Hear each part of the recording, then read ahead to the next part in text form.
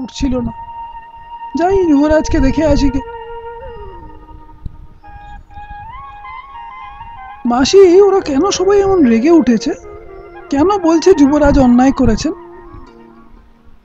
আমি বুঝতেও পারিনি, সইতেও পারিনি। বুঝতে পারিস নি উত্তরকূটের মেয়ে হয়ে উনি নন্দী সংকটের রাস্তা খুলে দিয়েছেন। আমি জানি না তাতে অপরাধ কি হয়েছে, কিন্তু আমি কিছুতেই বিশ্বাস করিনি যে যুবরাজ অন্যায় করেছে। তুই ছেলে মানুষ, অনেক দুঃখ পেয়ে তবে একদিন বুঝবি বাইরে থেকে যাদের ভালো বোধ হয় তাদেরই বেশি সন্দেহ করতে হয়। কিন্তু যুবরাজকে কি সন্দেহ করছো তোমরা? সবাই বলছে যে শিবতরায়ের লোকেদের বশ করে নিয়ে উনি এখনই উত্তরকূটে সিংহাসন জয় করতে চান। ওরা তোর সইছে না। সিংহাসনের কি দরকার ছিল? উনি তো সবারই হৃদয় জয় করে নিয়েছেন। যারা নিন্দে করছে তাদেরই বিশ্বাস করব, আর যুবরাজকে বিশ্বাস করব না? তুই চুপ কর, একরত্তি মেয়ে, তোর মুখে এসব কথা সাজে না। দেশসুদ্ধর লোক যাকে অভিসম্পাত করছে, তুই হঠাৎ তার... আমি দেশসুদ্ধ লোকের সামনে দাঁড়িয়ে কথা বলতে পারি? চুপ চুপ। কেন চুপ? আমার চোখ ফেটে জল বেরোতে চায়। যুবরাজকে আমি সবচেয়ে বিশ্বাস করি, এই কথাটা প্রকাশ করবার জন্য আমার যাহাই একটা কিছু করতে ইচ্ছে করছে। আমার এই লম্বা চুল আজ আমি ভৈরবের কাছে মানত করব, বললো বাবা তুমি জানিয়ে দাও যুবরাজেরই জয়, যারা নিন্দুক তারা মিথ্যে। আরে চুপ চুপ, কোথা থেকে কে শুনতে পাবে? মেয়েটা বিপদ ঘটাবে দেখছি।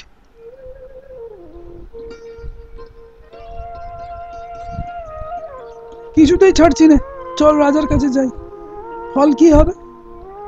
যুবরাজ যে রাজার পক্ষের মানিক, তার অপরাধের বিচার করতে পারবেন না, মাঝখান থেকে রাজ করবেন আমাদের।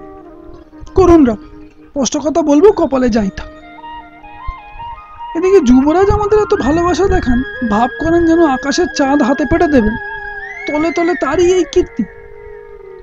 হঠাৎ শিবতরাই তার কাছে উত্তরকূটের চেয়ে বড় হয়ে উঠল। এমন হলে পৃথিবীতে আর ধর্ম রইল কোথায় বলো তো দাদা? কাউকে চেনবার জো নেই। রাজা ওকে শাস্তি না দেন, আমরা দেব। কি করবে? এ দেশে ওর ঠাই হচ্ছে না। যে পথ কেটেছেন সেই পথ দিয়েই ওকে বেরিয়ে যেতে হবে। কিন্তু ওই তো চবুরা গাঁয়ের লোক বলল তিনি শিবতরাইয়ে নেই, এখানে রাজার বাড়িতেও তাকে পাওয়া যাচ্ছে না। রাজা নিশ্চয়ই তাকে লুকিয়েছে। লুকিয়েছে? বেশ, দেওয়াল ভেঙে বের করুন, ঘরে আগুন লাগিয়ে বের করুন, আমাদের ফাঁকি দেবে, মরি মরবো। কি হয়েছে? লুকোচুরি চলবে না, বের করো যুবরাজকে। আরে বাবা, আমি বের করবার কি? তোমরাই তো মন্ত্রণা দিয়ে তাকে... পারবে না তোমরা, কিন্তু আমরা টেনে বের করব। আচ্ছা, তবে নিজের হাতে রাজত্ব নাও, রাজার গারদ থেকে ছাড়িয়ে আনো। গারদ থেকে? মহারাজ তাকে বন্দি করেছেন। চল আমরা গারদে ঢুক, সেখানে গিয়ে গিয়ে কি করবি? বিভূতির গলার মালা থেকে ফুল খসিয়ে দড়ি গাছটার গলায় ঝুলিয়ে আসবো। গলায় কেন, হাতে। বাঁধ বাঁধার সম্মানের উচ্ছিষ্ট নিয়ে পথ কাটার দড়ি হাতে।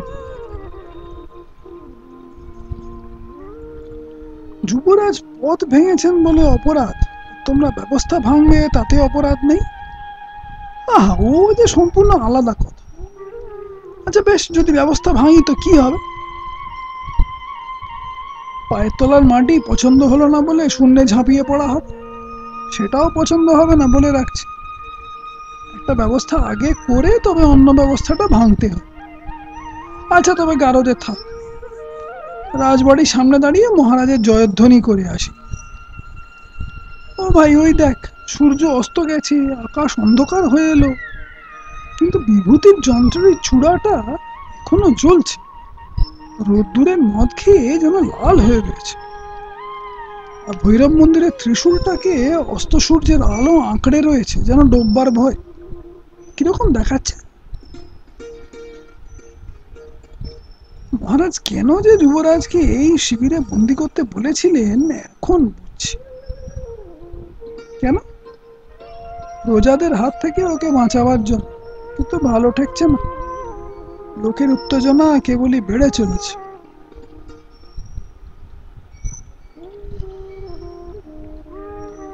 মহারাজকে বেশি আগ্রহ দেখাতে সাহস করলুম না, তাতে তার সংকল্প আরো দৃঢ় হয়ে ওঠে।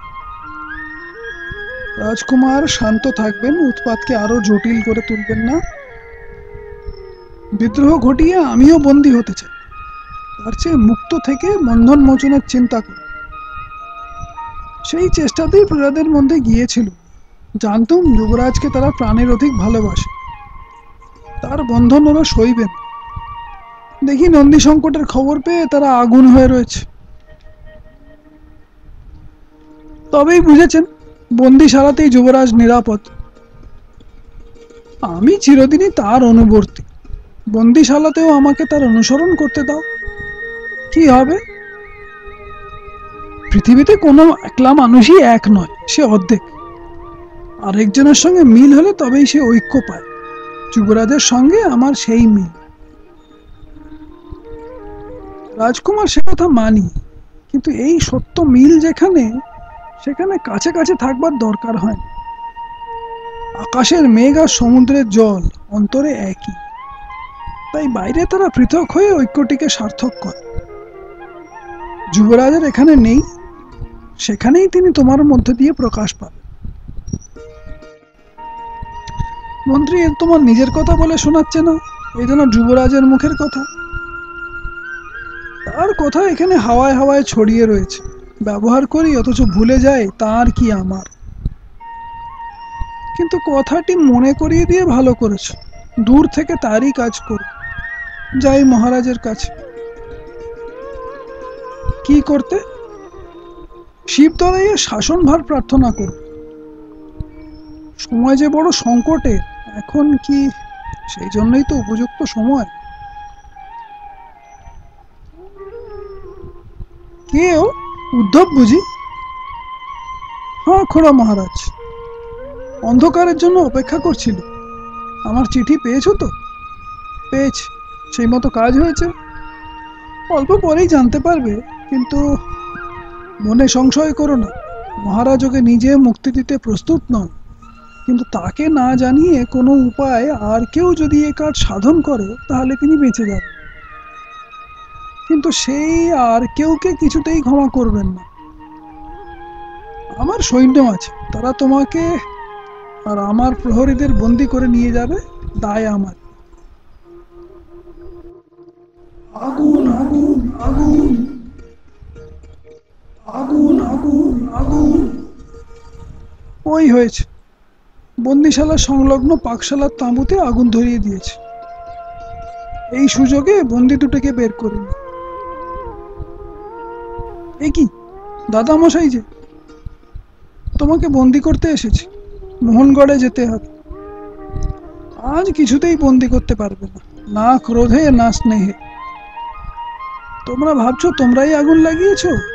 না, এ আগুন যেমন করেই হোক লাগতো। আজ আমার বন্দি থাকবার অবকাশ নেই। কেন ভাই, কি তোমার কাজ? জন্মকালে ঋণ শোধ করতে হবে।